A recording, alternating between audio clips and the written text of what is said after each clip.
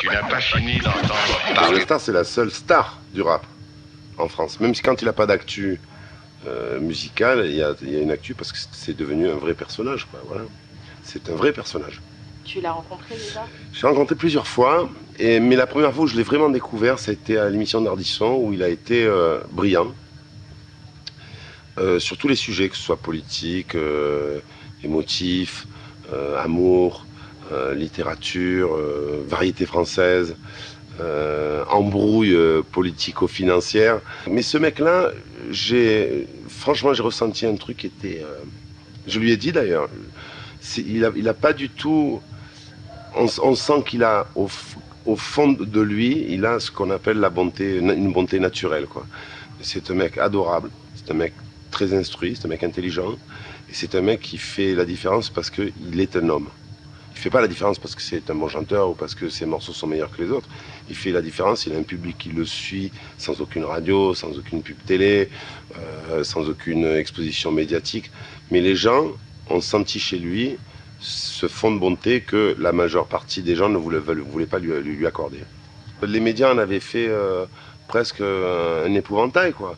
Et que c'est vrai que tant qu'on l'a pas vu sur scène, ou qu'on l'a pas approché en live, j'allais dire, même dans ses chansons, parce que les gens qui l'aiment, ils l'ont d'abord vu en live, ben là on se rend pas compte, parce qu'on a une fausse idée, comme on a une fausse idée des Corses, comme on a une fausse idée des Bretons, une fausse idée des Basques, une fausse idée des révolutionnaires, une fausse idée des Blacks, une fausse idée des rebeux, parce qu'on a un journal de 20 heures qui est la grand-messe du peuple français, c'est-à-dire qu'il est tout, sauf ce qu'on veut bien dire de lui.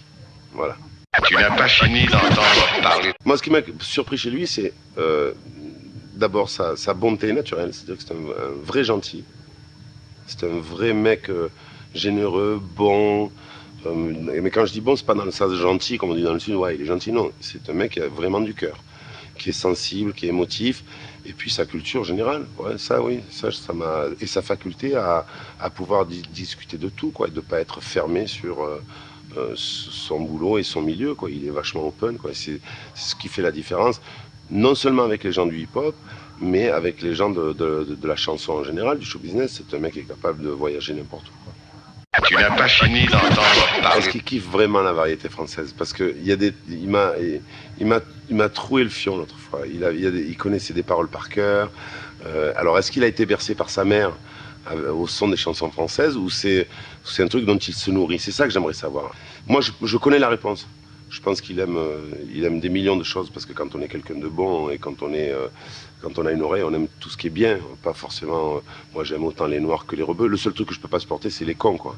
Donc la mauvaise musique, on l'aime pas, et puis les connards, on les aime pas. Mais je crois qu'on est à peu près tous pareils quand on est fait de la même manière, c'est-à-dire d'un cœur, d'une cervelle et de chair autour, quoi. Voilà. Tu n'as pas fini d'entendre parler.